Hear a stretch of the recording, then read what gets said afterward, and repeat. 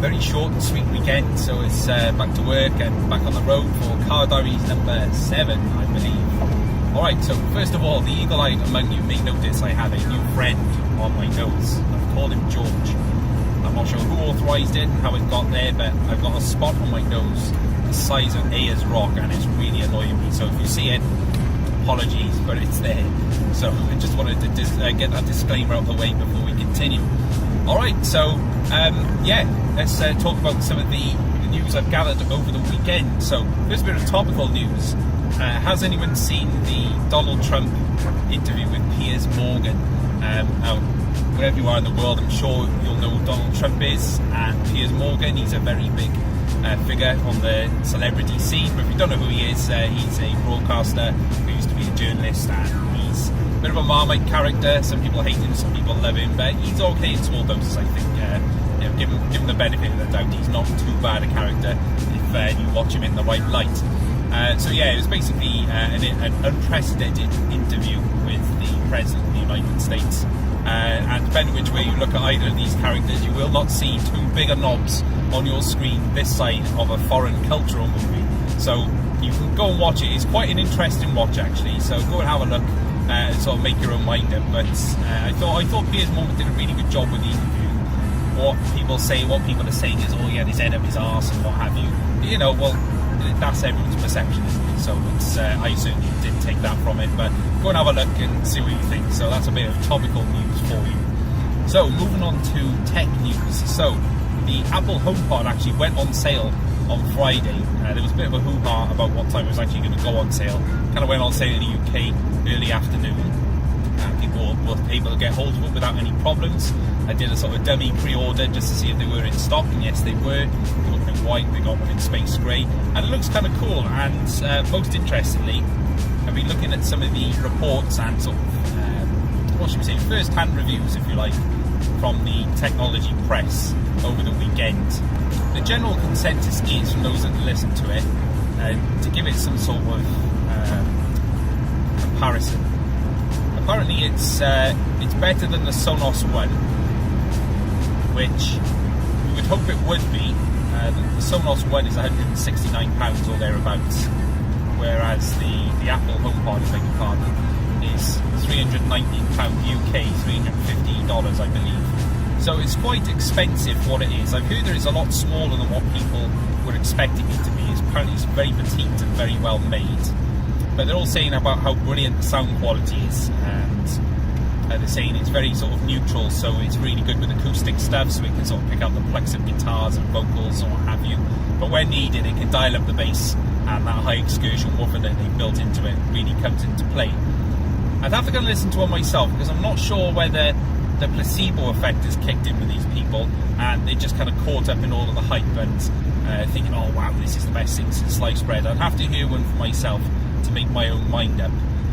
The ones that I've listened to so far, so the Google Home Max, I've actually listened to that in a Curry store. It's really impressive, where it's all bombastic and it's sort of a V-shaped equalizer pattern. So basically that is bass turned up to full, treble turned up to full, and then you've got the mid-range in the middle. It's good, it's very impressive on first hand, but I would imagine after a while, if you listen to something that's not dance music or something which is like heavy rock, then the sound would probably get quite tiring after a while. My listening tastes, if you like, have changed a lot over the years. I used to like all the sort of wham bam, thank you ma'am, full-on bass or armour, whereas now I prefer a much more neutral kind of sound. Like I've got Sennheiser headphones and they're very neutral, so you can sort of thrash the hell out of them at high volumes and they still sound really, really good. But if you need to add bass, you can do with an EQ. The HomePod apparently is very much the same. It's got very neutral sound, so I'll be interested to see and hear how it sounds. Now, a friend of mine is going to buy one, and Sean Cullen, if you're watching, I'll probably come around your house and have a listen, so I can give you an update and tell you what I think what I think it sounds like.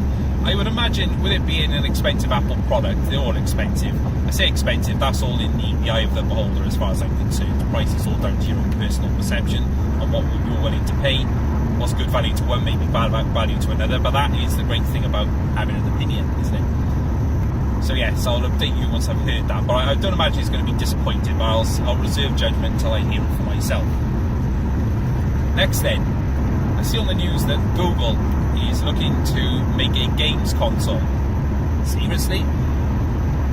I thought that's what the Shield TV was, is essentially an Android game console. It's not Google one, but I can't see what Google's going to go different making its own game console, unless they're going to come out with some bespoke operating system. I don't see what really the point is of that. I mean, Android TV is all well and good. I've got a Shield TV, I love it.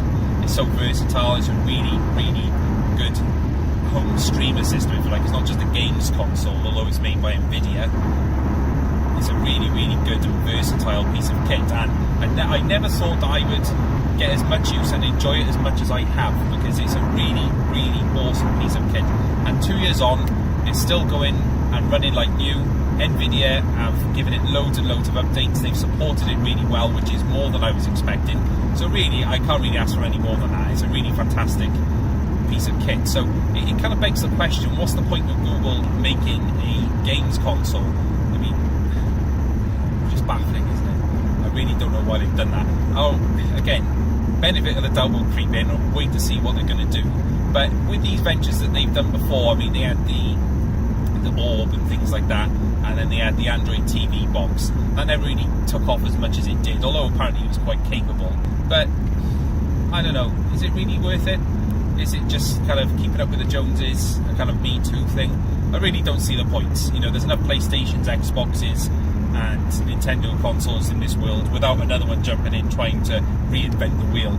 So I'll kind of reserve judgment until I find out a bit more news about that one. But it caught my eye in the news. I'm thinking, whatever. So needing on to Tenacious Link, more Android. I've been wearing my Moto 360 over the weekend, but it got me thinking. The reason it got me thinking is because I was looking for a watch face on the Google Play Store. And the actual experience of looking for a decent watch face was kind of akin as having diarrhea on your wedding day at the altar. Not very pleasant experience at all, and I just thought, what a load of crap. It was so difficult to find something that was actually anything decent, that A, didn't drain the battery, and B, didn't come up with a load of adverts when you installed it. So I kind of just went back to the pre-installed Moto watch faces, which are actually really good anyway. It's a good selection. You can find something that you want pretty easily, which doesn't really put too much stress on the battery. So I kind of got to thinking, given that there's a lot of Android Wear watches out there, and manufacturers seem to be kind of thinking it's a good idea to keep making them. I'm not sure why. The whole experience is a bit like the old Android tablet thing. It's kind of dead in the water, but they still keep churning them out. But is there a gap in the market there for Google, if you like, to make either a Pixel watch or just call it Android Watch? Not Android Wear, Android Watch. You've got Apple Watch, Android Watch. The Apple Watch, say what you like about its design, it's a bit of a Marmite kind of thing. But look how well that's taken off. Apple have really, really fine-tuned that experience. And we've got the Watch Series 3. It's got everything that you would need in a wearable device. And I kind of think, have Google missed a trick, or Google Android missed a trick by not kind of getting in there with just one brilliant product in a variety of colours, not several. I'd say there's at least 100 Android Wear watches, all of varying ability and design. And I can't really think of one offhand which is an absolute blinder.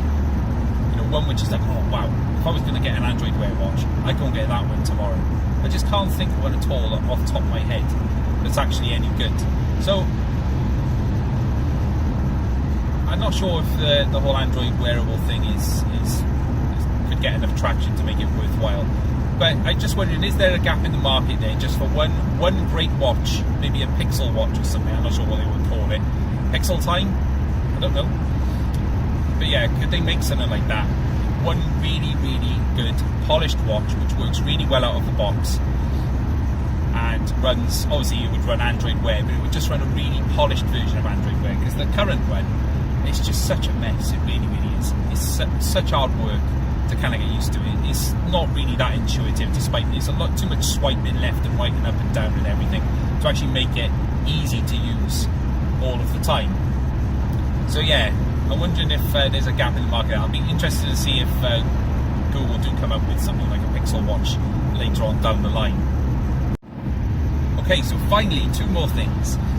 So the first one is, I can see that there's a new software update for iPhones which will allow users to choose whether they want the throttling to occur or not with their battery. So if you've got a degraded battery in your iPhone 6, 6S, 7, 7 Plus, what have you, it will allow you to toggle on or off whether you want the throttling to occur on your phone. It kind of got me thinking, what the hell was the point of all that nonsense with coming out about slowing down the phones? Yes, it was wrong. They should have been more transparent up front about it. But all that fuss, they just kind of reversed, gone back on it now. So, why didn't they just do that in the first place? It just baffles me. I know hindsight's a great thing, but it just seems a little bit stupid now that they're offering the user the choice to switch off the throttling and just let the phone run as it would have done anyway. So, I mean, one thing I have noticed that my partner, her iPhone 6S, she's had nothing but trouble with it for the last 6 months, and it kind of leaves a bit of a bad taste in her mouth, I suppose. I mean, that was £639 brand new just 2 years ago. Should something of that value really be having software and hardware issues, so early on in its life? Some phones can just battle on for years and not have any problems whatsoever. My old Galaxy S4, I kind of battled on for nearly 4 years, and it was still working great. It still is. The person I sold it to is still using it without any problems. So, maybe my partner's is a one-off. I mean, she loves that phone, but she's been complaining recently that the digitizer, I've told her it's the digitizer, is not responding. So it will start working, and then it will just stop responding altogether. So you have to switch the screen off, switch back on again, and it kind of works for another 5-10 minutes, and then it starts playing up again. I've tried hard resetting it. I've taken the screen off, reseated the pins for the digitizer, still playing up. So I'm kind of thinking, what a load of shit. Seriously, a £640 handset having issues, and having to look around Google, she's not the only one. So I'm just thinking, Apple's quality control is obviously okay. It's been a good sturdy device for the last few years, but I really would have expected it to have lasted longer than that. That's really disappointing, given the initial outlay for the phone and the kind of the high premium, the high regard that Apple has for its products. So yeah, I'm a little bit disappointed about that. I mean, it's obviously no use to anybody. It's just a bit of pointless news, but it's just an observation I had over the weekend, and I was like, damn it. So it looks like that's going to need an upgrade sooner or later. You can't just keep replacing the screen. It's already had one screen replacement, which we bought an OEM screen, which was £80. I fitted that, it worked okay for a bit, and now it's just, it's like Trigger's broomstick. How many times can you just keep replacing the parts until the phone is no longer original? So, shame, but, everything has a shelf life, I suppose. I just expected the shelf life to be longer than just over 2 years, to be perfectly honest. So there we are. Alright, so last part of the car diaries today is a little bit of good news. Bit of a surprise over the weekend. I was kind of going through my cupboard of treats, if you like. I've got a lot of stuff which kind of small demo stuff which I've been sent over the last year, never got round to reviewing. One of them was a pair of OnePlus in-ear headphones, the Silver Bullets. Wow, what a surprise! I think they retail for about $17.99, I believe. They're the Silver Bullets version 2. They come in black and like a champagne finish. They say it's gold, it looks more like a champagne finish. And wow, what a pair of in-ear headphones. Absolutely incredible. And I'm not just saying that. They really are absolutely fantastic. I could not believe it. I'm completely blown away by them. I just wasn't expecting much, given their low cost. I said, are they going to be just a load of crap? Because some in-ear headphones, I find that they can do the bass well. Everyone can do good bass with their in-ear earphones.